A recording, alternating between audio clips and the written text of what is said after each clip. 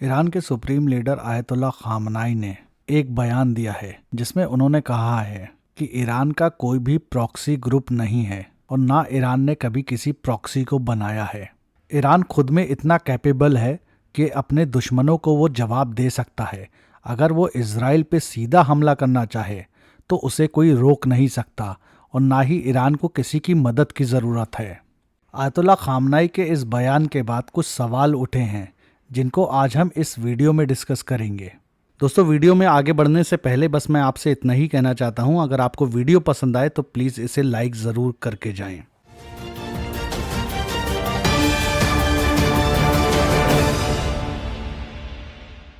अब सवाल ये उठता है, क्या हिजबुल्लाह, अंसारुल्लाह यानी हौतीज़, हमास और कताइब हिजबुल्लाह या हज़बुश शाबी, क्या ये ईरान की प्रॉक्सी हैं?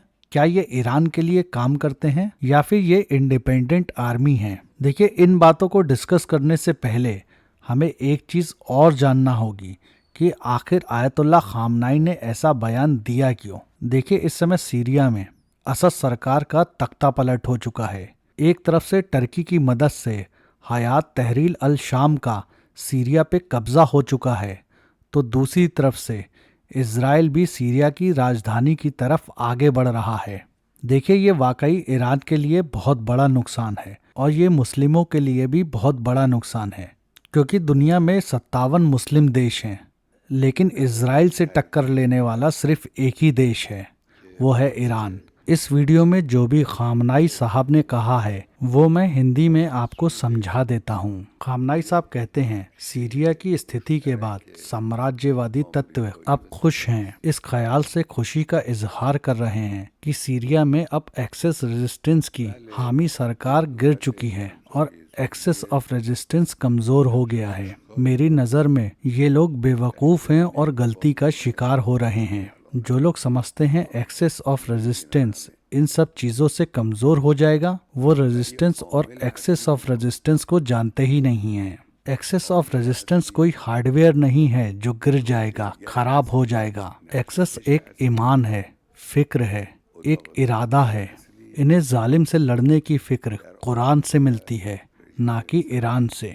वहीं अर्दोगान अपने आप को उम्मत का खलीफा बताता है, लेकिन आज तक उसने इजराइल से अपने किसी भी बिजनेस को बंद नहीं किया है। और ये मैं नहीं कह रहा हूँ, इस पे इंटरनेट पे आर्टिकल भरे हुए हैं। इसके अलावा नेतन्याहू ने हाल ही में एचटीएस को धमकाते हुए एक बयान दिया है जिसमें उसने कहा है कि अगर एचटीएस ने हिजबुल्लाह या ईरान की मदद करने की सोची तो हम उसका भी वही हाल करेंगे जो हमने बशर अल असद का किया है।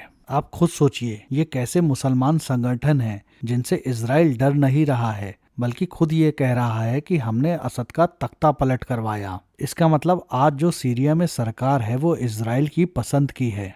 दूसरी तरफ एचटीएस के नेता ने ईरान को तो बहुत क्रिटिसाइज किया है कि उसने सीरिया के अंदर असद की मदद से सुन्नियों को बहुत परेशान किया था, लेकिन जिलानी ने अभी तक इजराइल को ना बुरा कहा और ना हमास की मदद करने की बात की और ना फिलिस्तीन पर वो कुछ बोला। हाँ, उसने एक इंटरव्यू में ये ज़रूर बोला कि हमको इजराइल के वजूद से कोई परेशानी नहीं है। ऐसे में इमाम खामनाई का ये खुतबा अपने आप में बहुत अहम है।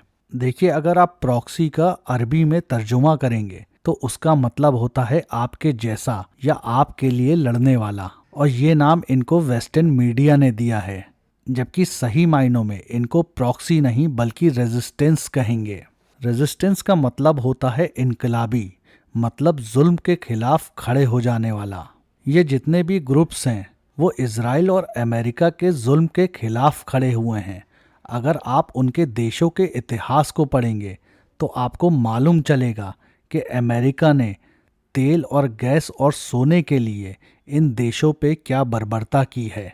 अब मैं आपको बताता हूँ, यमन के अंसारुल्लाह या लेबनान के हिजबुल्लाह या इराक की हिजबुश शाबी आखिर क्यों इजराइल और अमेरिका से लड़ रही है। पहले बात करते हैं यमन के अंसारुल्लाह यानी हौतीस की।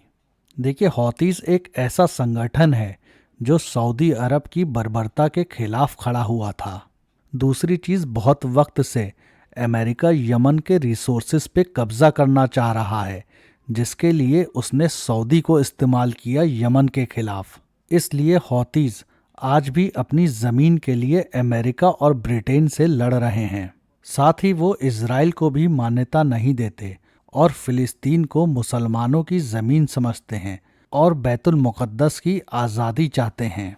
बल्कि मैं आपको सही बताऊं, दुनिया में बहुत सारे ऐसे एक्सपर्ट भी हैं जो इज़राइल को अमेरिका की प्रॉक्सी मानते हैं, क्योंकि इज़राइल अमेरिका के मफाद के लिए मिडिल ईस्ट में जंग कर रहा है। इमाम खामनाई का कहना है, आप अपने आप पे जालिम को हुकूमत मत करने दो, बल्कि जुल्म के खिलाफ खड़े हो जाओ और अपने फैसले खुद करो। आपके रिसोर्सेज पे आपका हक है और आपके लोगों का हक है, और अगर आप अपने हक के लिए नहीं खड़े होगे तो दुश्मन आके आपसे आपके हक और आपके राइट्स छीन लेगा। देखिए, मैं आपको बता दूं, ग्रेटर इज़राइल के लिए इज़राइल को लेबनान की जमीन चाहिए, और लेबनान के जवान जिन्हें आप हिजबुल्लाह के नाम से जानते हैं, वो इज़राइल के विरुद्ध इसीलिए खड़े हैं क्योंकि वो अपनी 1 इंच ज़मीन भी इज़राइल को नहीं देने वाले।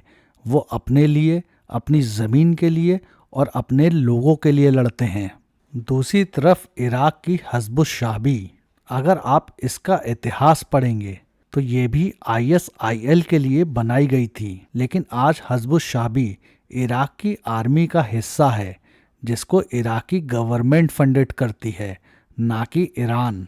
रिसेंटली अमेरिका इराक पे बहुत प्रेशर डाल रहा है और ख़ास तौर से आयतुल्ला सिस्तानी पे प्रेशर डाल रहा है कि वो अपने एक फतवे से इस ग्रुप को ख़त्म करें, ताकि ISIL अब इराक पर एक बार फिर से हमला कर सके। अगर आपको पता नहीं है कि आयतुल्ला सिस्तानी कौन है, तो आयतुल्ला सिस्तानी इराक के एक ग्रेट आलिम माने जाते हैं जो शिया और सुन्नी दोनों में बहुत ही ज़्यादा पसंद किए जाते हैं। इन्हीं के फतवे की वजह से हिज़्बुश शाबी बनी थी, जो ISIL के आतंकवादियों से इराक की आज़ादी के लिए लड़ रही थी। आपको हमारा ये एपिसोड कैसा लगा, आप प्लीज़ हमें कमेंट करके ज़रूर बताइए, और हाँ, प्लीज़ वीडियो को लाइक ज़रूर कीजिए ताकि हमारे वीडियो वायरल हो सकें। हम आपके लिए ऐसी इन्फॉर्मेशन बहुत मेहनत से इकट्ठा करते हैं। प्लीज़ हमारी मेहनत के लिए वीडियो को लाइक ज़रूर कीजिए, और हाँ, अगर आप चाहें तो इस इन्फॉर्मेशन को शेयर भी कर सकते हैं।